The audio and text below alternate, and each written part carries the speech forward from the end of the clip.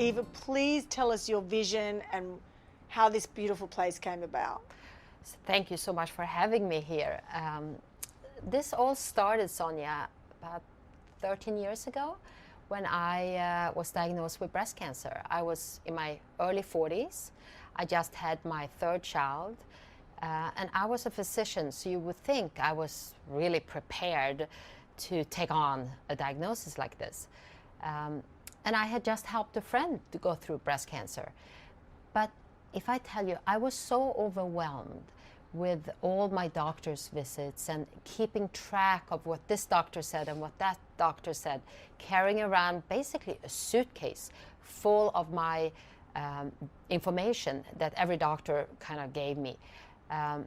After that experience, I said, I really think I need to build something that is coordinated, everything under one roof, where all the specialties communicate with each other, where all the specialties actually can see each other during the day. So you can just walk down 3 doors and the breast surgeon can see the breast radiologist, where everyone that works within this center is specialized on breast. That's all they do.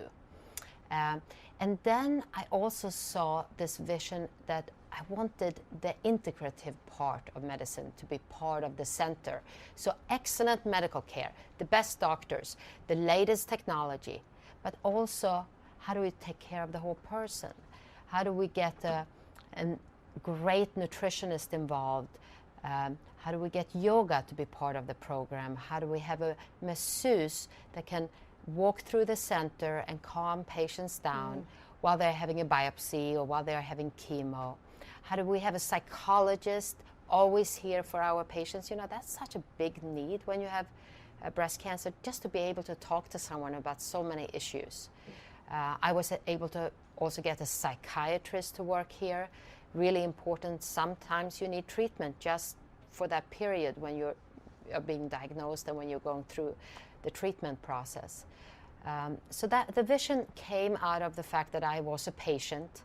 It helped that I was also a doctor, so I could kind of see where the needs were.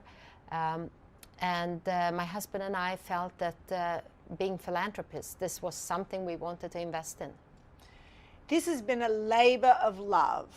I know you very well, and I know how much time you put into this center. In fact, I often see you vacuuming the front hallway. This passion and this compassion for other people going through what you went through, where did it come from? How did it propel you to help so many others? I think being a physician, you have to have some compassion that drives you to want to go into this field. But I think it just grew, Sonia, out of the fact that every time I come into this center that is now like my 4th child, it's true, my husband always says, you don't clean at home, you only clean at the Dubin Breast Center, and it's true.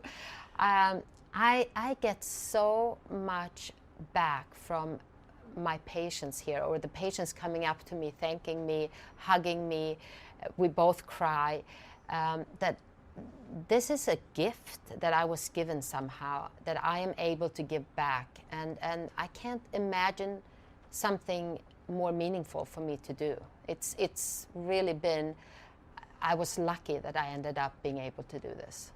Eva, you opened the Breast Cancer Center 5 years ago. That's right. How has it evolved since then, your vision of the breast center? So when we opened 5 years ago, you know, I was just hoping that we would have some patients. we had a beautiful space. We had great doctors, but you know, it doesn't mean necessarily there will be lots of patients coming. You're packed out there. We are so busy. We have seen almost 100,000 patient visits since we opened 5 years ago. We are growing out of this space. We have to look for more space. Wow. We have so much more research going on than when we started, both preclinical and clinical research, clinical trials. We are recruiting both within breast surgery and breast oncology. It's just a wonderful thing to see how the hospital has embraced us, how everyone is so excited to work here. It's much easier to recruit, of course, once you are up and going and have a lot of patients. So I could never have dreamt that it would be where we are today. I'm beyond lucky. I have great people that work here, but by no means are we done. We are constantly looking to do a better job and to take care of more people. And you're really on the cutting edge of breast cancer treatment, the Dubin Breast Center. It's become really the place to go if you have breast cancer.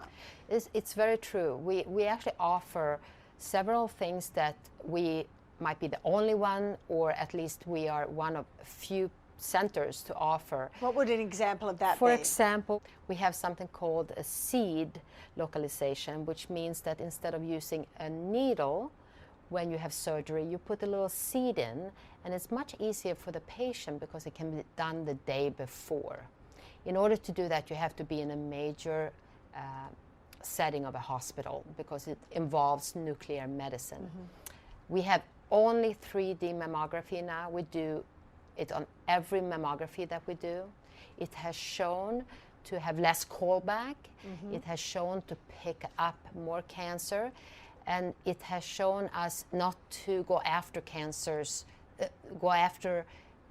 abnormalities that we thought were cancer, but that we actually now can see is not. We use the cold caps for our patients if they want to, which prevents the hair from falling out. Which prevents the hair loss. Something that is very new in this country. I've seen you giving ginger tea out there too. Yeah, we always offer fresh fruit to our patients. I think it's really important that they don't eat cookies and chips while they wait. Why not instead have some fresh fruit? We have really interesting clinical trials going on, especially that focuses on triple-negative breast cancer. So yes, I think we are there. We are cutting edge. So Eva, I'd love to thank you for telling everybody about this beautiful centre and inviting us here today to visit the centre, because it's been such a privilege. One of the things everybody's noticed here is the positive energy and the positive vibe in the space. And I think when you have a positive vibe, positivity comes out of it. So bravo for everything you've done here in your vision, and good luck with keeping it going. Thank you so much, Sonia, for having us.